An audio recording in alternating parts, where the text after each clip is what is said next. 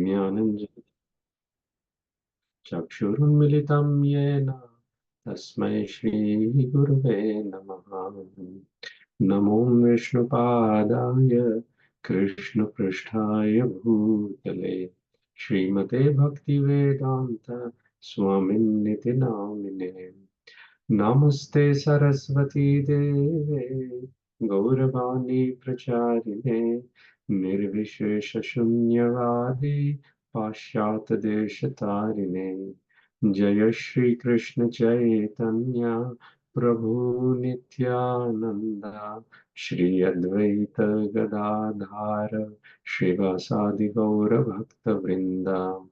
Hare Krishna Krishna Krishna Hare Hare, Hare Ram Ram Ram Hare Hare.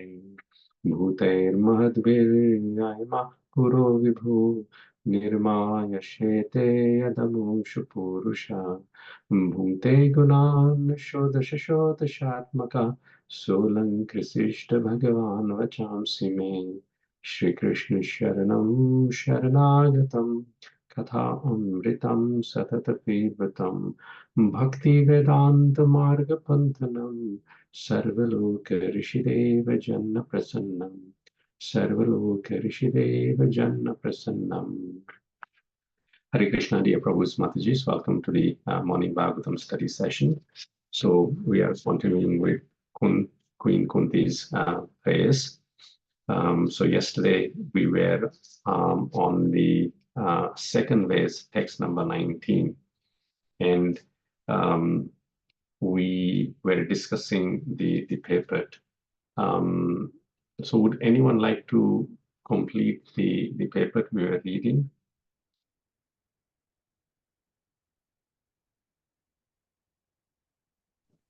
I can continue, Prabhu. Yes, Mataji, thank you. All our senses are imperfect. We claim to observe everything and anything, but we must admit that we can observe things under certain material conditions only, which are beyond our control. The Lord is beyond the observation of sense perception. Queen Kunti accepts this deficiency of the conditioned soul, especially of the woman class who are less intelligent. For less intelligent men, Thank you, Mataji. I'll just comment on that. So the Lord is beyond the range of experimental knowledge and our sense perception. So the name given to the Lord for this quality of Lord is Adhokshaje. This name is very important. This is name of Krishna. And why this is very significant, if we understand the root meaning of the word Adhokshaje. Aksha means eyes. So as yesterday we were discussing, people say, show me God and I'll believe. However, he is Adha Okshaje. He is not perceived by eyes or blunt senses. So if he is not perceived by blunt senses, the question is how he is perceived. And Kunti Maharani gives clue about this in subsequent verses. Thank you, Mataji. Please go on. For less intelligent men, there must be such things as temples, mosques, or churches, so that they may begin to recognize the authority of the Lord and hear about him from authorities in such holy places. For less intelligent men, this beginning of spiritual life is essential, and only foolish men decry the establishment of such places of worship, which are required to raise the standard of spiritual attributes for the mass of people. For less intelligent persons, bowing down before the authority of the Lord, as generally done in the temple, mosques, or churches, is as beneficial as it is for the advanced devotees to meditate upon Him by active service. Thank you. Thank you so much, Mataji. So Prabhupada mentions how the importance of church, temples, and mosques are there. For example, we bought Hare Krishna Burbank Temple about a year and a half ago. and we bought it, which previously was a church. So why was the need for the church to sell this? Basically, one of the members spoke with me that they could not get the younger generations interested in their church activities. And their existing members had become old and no longer had the energy or the will to do the activities that is required, that an organization which has a temple or a church requires, because a lot of seva, a lot of service is needed. So unless and until we inculcate the younger generations in this tradition, as Devaki Mataji very nicely mentioned, that Krishna consciousness should be given to children first and foremost. Dharma, Kaumarya, Prahlad Maharaj says that from the mere age of 5, the spiritual education is to start. Therefore, when we are far gone, the younger generations will take over. And even the younger generations should be trained that to pass this onto their children and children of their children. In this way, we can assure that people in general have a chance to visit temple, hear about the Lord, have darshan of Lord, and revive their Krishna consciousness. At the moment, everyone is aksha. Aksha means seeing and believing, but these material senses are imperfect. And anything to do with gratification of senses will actually degrade the living entity. But Krishna says in Bhagavad Gita, Uddhared Atmana Atmanam, one should lift their consciousness, Atmanam Avasadayet, and not degrade one's consciousness. So, simply by serving the Supreme Lord in mood of surrender, we gain a chance to know that Supreme Lord who is beyond the experiment of senses, to know through the senses. This is the great mystery. Therefore, it is said, Guhyani Bhadrani is mysterious because we don't know how it works, but it's Bhadrani, it's auspicious because approaching the Lord through this formula of chanting his names, bowing down before him, worshipping him, and always thinking of him works. Thank you so much, Mataji. So would anyone like to recite the 5 verses that we have been discussing? Hare Krishna, Prabhuji. Can I start? Please, Mataji. Just a second. नारायणं नमस्कृत्य नरं चैव नरोत्तमं देवीं सरस्वतीं व्यासं ततो जयमुदीरयेत्। ॐ नमो भगवते वासुदेवाय। ॐ नमो भगवते वासुदेवाय। ॐ नमो भगवते वासुदेवाय। Please go on, Mataji. Kunti uvacha नमस्ये पुरुषं त्वाद्यं ईश्वरं प्रकृते परम् अलक्ष्यं सर्वभूतानामन्तर्बहिरवस्थितम् मायाजवनिका छन्नम् अज्ञातो क्षजमव्ययम् न लक्ष्यसे मूढतृषा नटो नाट्यधरो यथा यथा परमहंसानां मुनीनामलमात्मनां भक्तियोगविधानार्थं कथं पश्येमहि स्त्रियम् कृष्णाय वासुदेवाय देवकीनन्दनाय च नन्दगोपकुमाराय गोविन्दाय नमो नमः नमो पङ्कजनाभाय नमो पङ्कजमालिने Namo Pankajnetraya, Namaste Pankajangraye. Hare Krishna. Thank you. Thank you so much, Mataji. So, in the first verse, we see Kunti Maharani is bowing down to Krishna, Namasye, and she's acknowledging Purusham Tvadyam, you are the original Supreme Personality of Godhead, and you are Ishvaram, you are the Supreme Controller, Prakrute Param, and you are beyond the laws of material nature, and you are the greatest of all personality. Alakshyam Sarvabhutanam, and nonetheless, you remain invisible to everyone, although Antar Bahir Avasthitam, you are situated outside and you are situated inside everyone. And so outside, he saved the Pandavas, and inside, he saved the descendant of Pandavas, Maharaj Parīkṣit.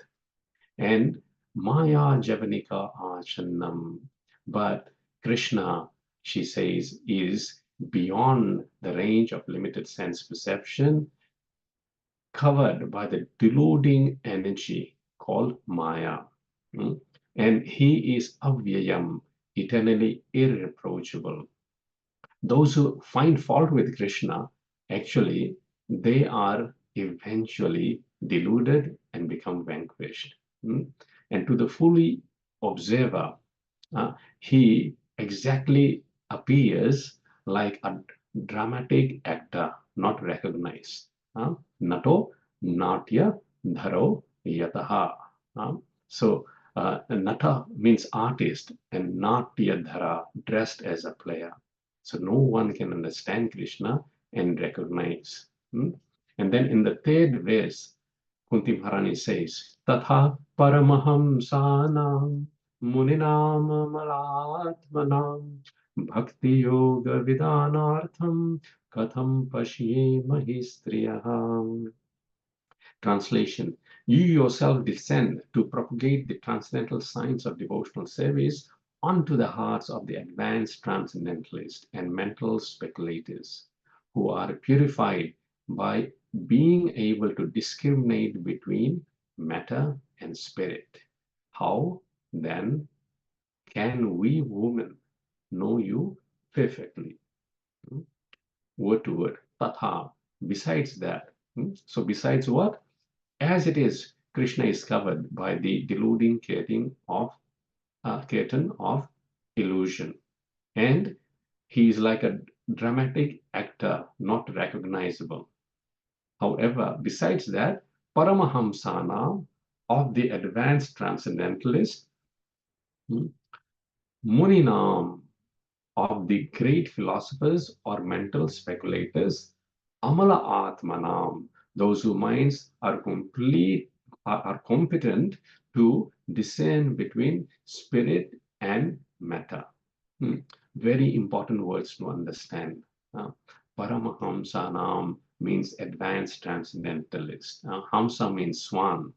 Swan is able to discern difference between mud, dirt, and nectar, milk. Paramahamsanams basically are able to find the essence, who is Krishna, in everything, because Krishna is situated inside and outside. And so the expertise of Paramahamsas and the Munis, the philosophers or mental speculators, they are able to discern and extract Krishna from everywhere. And therefore, they are known as Sarangana. Sarangana means they're able to extract the Sara, the essence, from everywhere. How are they able to do that? Bhakti Yoga, the science of devotional service, Vidhan Artham, for executing. So, Krishna is not approachable, but he himself descends to propagate the transcendental science of devotional service, through which the devotees who are Paramahamsanam, who are advanced transcendentalists, Muninam, who are great philosophers, and Amalatmanam, those who are able to distinguish between matter and spirit, they actually can approach Krishna in this way.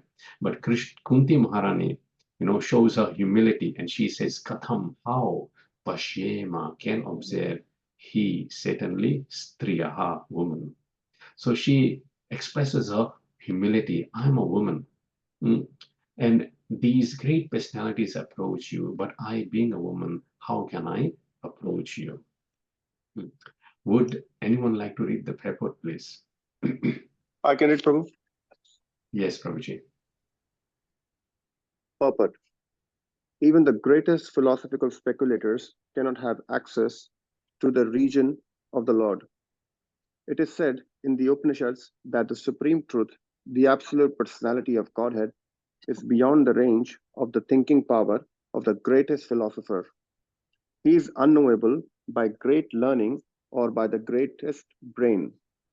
He is knowable only by the one who has his mercy. Others may go on thinking about him for years together, yet he is unknowable. This very fact is corroborated by the queen, who is playing the part of an innocent woman. Women in general are unable to speculate like philosophers, but they are blessed by the Lord because they believe at once in the superiority and almightiness of the Lord, and thus they offer obeisances without reservation. The Lord is so kind that he does not show special favor only to one who is a great philosopher. He knows the sincerity of the purpose. For this reason only, women generally assemble in great numbers in any sort of religious function. In every country and in every sect of religion, it appears that the women are more interested than the men. This simplicity of acceptance of the Lord's authority is more effective than showy, insincere religious fervor. Hare Krishna. Thank you so much, Prabhuji. So even in this forum, we can actually practically see that more Matajis, more women actively participate when we call out for recitation of verses or asking of questions or reading of paper. It is Matajis who are more inclined to speak and participate, even though Matajis have more responsibilities in the morning, generally of cooking prasadam, preparing children for school, and so on. So only a handful of Prabhu here and there, we are participating. It is the simplicity that the Lord likes in his devotion. So Prahlad Maharaj very nicely says that one Yavad Dhanam, he says, one may have wealth, one may have good rupa, one may have good intelligence, one may be an aesthetic, one may be doing a lot of austerities, one may be very opulent. However, all these things are not needed, or all these things do not impress the Lord.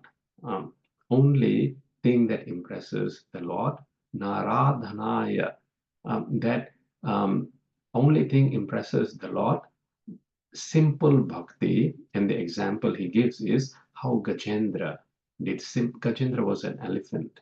He did not have an eloquent way of speaking, nor did have a sense of knowledge. Naradhanaya hi parasya pumso bhaktya tutushya bhagavan gajayutapaya. Prahlad Maharaj very nicely says, bhaktya tutosha bhagavan. Bhagavan, the Lord became satisfied, Gajayutapaya, by the devotional service of Gajendra. So if we just follow the sincere that Mataji is having devotional service, then we have a chance, because Krishna, he can do anything and everything. And so he's not impressed by anyone who can do anything and everything. he is more impressed by the sincerity, the simplicity, and the surrender that is exhibited by Matajis. But nonetheless, the Matajis are so humble that they don't want to come in front. So many times, once one Mataji said to me, "Oh, how come not many Matajis are giving classes?" And I had to tell her, I asked many Matajis to give classes, but they are very humble and they don't want, to be in front. And that is the innate quality, somehow or the other, that Krishna has given Matajis.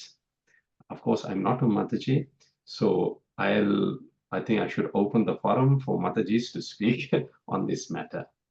Would anyone like to comment on this, please? Hare Krishna Prabhu. While hearing the class, I thought about the Brahmana when, in the pastime of Krishna, where the Brahmanas will be busy doing the yajna and all that. Krishna's friends will come and ask food. Only the Brahmanas' wives will be so merciful to serve food to them instead of asking them to go later and come back. So yeah, that pastime came to my mind while we are discussing. Yes, thank you so much. It's a perfect example, how when Krishna, sent his cowherd boys to approach for anna, for food, and the Brahmanas were so much into the ritualistic ceremonies that they forgot that the purpose of the yajna is to please the Lord, and the Lord himself is asking for food. Then they should just stop everything and give them food, but they completely ignored them. But the Brahmanas' wives, they agreed to give Krishna food, not only agreed to give Krishna food, but they themselves took the food which was meant for the yajna and went to Krishna. And Krishna became very pleased with their devotion. This quality of sincerity and compassion is embedded in women.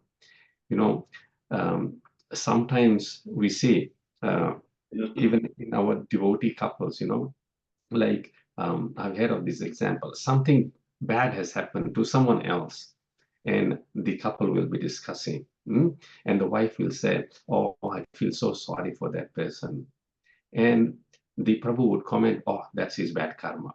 So, of course, that may be true, must be bad karma, but a Mataji has a different perspective of looking at it through the spectacles of compassion, and the Prabhus will look at it through the philosophy. But we know Krishna is very compassionate, so he can relate more to a person who is compassionate. And so we should be agents of this Lord's quality of compassion to give Krishna consciousness to everyone and anyone. Thank you. Hare Krishna Prabhu, I've got a question. Yes, Prabhu. It's the reverse question now. As per Prabhupada's purport, Matajis have got this amazing quality of simplicity, which makes them easy to understand Krishna. But men are affected by mental speculation. So true about distraction of knowledge, distraction of understanding that we are the doer. And with all those distractions, how can men surrender easily if they don't have this inherent quality?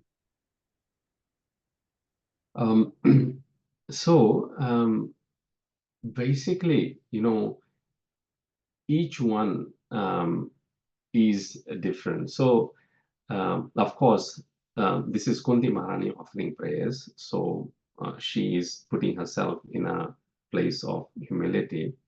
But men also can learn something from women. So we have to learn the quality of simplicity, sincerity, and compassion from women. And women also have to learn something from men. Women have to learn from men the quality of detachment, the quality of engrossing in knowledge as well. So men and women in this way, if they act as a support system to each other in Grahastha life, then they can both help each other and progress in devotional service. Is that okay, Prabhuji? Yes, Prabhu, that really helps. Thank you. Thank you. Hare Krishna, Prabhu. Yes, Prabhuji. I think his question was quite straightforward in the sense that he says that Matajis are simple-minded, and men are more complex, and therefore it's very difficult. So how do we reconcile the simplicity with complexity here?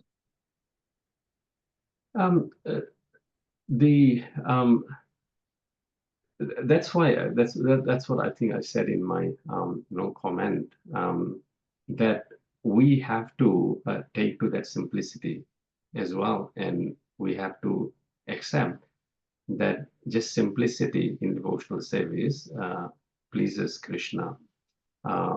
As they say, analysis paralysis. We men sometimes like to analyze too much, and therefore we miss the whole point, as the Brahmanas did in that episode. So simply accepting the faith that women have and having similar faith will actually help us in guiding us. On the same token, Matajis also have to direct their compassion in the right way, accepting their husbands as guru in that sense. But it is a very specific individualistic question, Prabhuji. So each scenario will be different. Prabhupada said sometimes the man is competent to be a guru, and sometimes the woman is competent to be a guru within the household. So it all depends on the individual. But ultimately, we are all living souls. So with our own limitations, bodily limitations, regardless of man and woman, we have to transgress. And the rule for both men and women are the same, that simply we have to accept the chanting process of Hare Krishna mantra and try to save, starting with service through tongue. Thank you, Prabhu. Yes, it's a complex thing. There's no one fit or one size solution for this question. And Prabhupada has always said that we are all Prakritis, and Krishna is the only Purusha. So in one sense, we are all actually women in that sense. And that's why it is easier for women to relate to Krishna than men to relate in Krishna, for men to relate in Krishna. So devotional service for women in that way is easier because they can identify themselves as females and Prakriti. But we men, it is difficult for us because although we are Prakriti, we don't identify. We identify ourselves as Purusha. So that's why it is inherently difficult to get this notion of simplicity within ourselves. Thank you very much, Prabhu. Thank you, Prabhuji. Hare Krishna.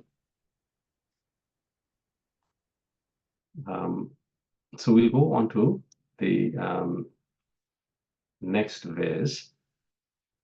Krishnaya Vasudevaya Devaki Nandanaya Cha Nanda Gopa Kumaraya Govindaya Namo Namaha Namah Pankajanabhaya Namah Pankajamaline Namah Pankajanetraya Namaste Pankajangriye. So these two verses were very dear to Srila Prabhupada, and he would often quote them. And he would say that in the first verse, the 5 names of Krishna are mentioned. Krishna, Vasudeva, Devaki Nandan, Nanda Gopa Kumara, and Govinda. And in the second verse, the 5 bodily limbs of Krishna are mentioned. His lotus abdomen, his lotus garland, and his lotus petal-like eyes, and his lotus feet. So simply by meditating on these bodily limbs of Krishna and chanting his names, we can sincerely approach Krishna. So Kunti Maharani at the end poses this question: how can we women approach the Lord? And then she herself answers the question how she can approach the Lord: simply by chanting his holy names and simply by having audience of his bodily limbs. Therefore, when we have darshan of the deities, when we go to the temple, we should look very, very carefully and attentively at the bodily limbs of Krishna, because Tvad-darshana dvasta samasta kilbishai. Just having darshan of Krishna clears all our bad or sinful activities. Dvasta samasta kilbishai. It gets rid of kilbishai. Kilbishai means sins, simply by having darshan of Krishna. So this process of Kirtanam and Ikshanam. Ikshanam means seeing the form of the Lord. Kunti Maharani praises. So we'll continue tomorrow. Thank you so much for your kind attention. Granthra Srīmad Bhāgavatam ki jai. Srila Prabhupada ki jai. Jai. Wonderful Krishna conscious day, everyone. Hare Krishna. Hare Krishna. Thank you, Prabhuji. Hare Krishna. Thank you, Prabhuji. Hare Krishna. Hare Thank you. Krishna, Prabhuji. Hare Thank Krishna you. Prabhu, thank you, Prabhu. Hare Krishna, Prabhu. Thank you.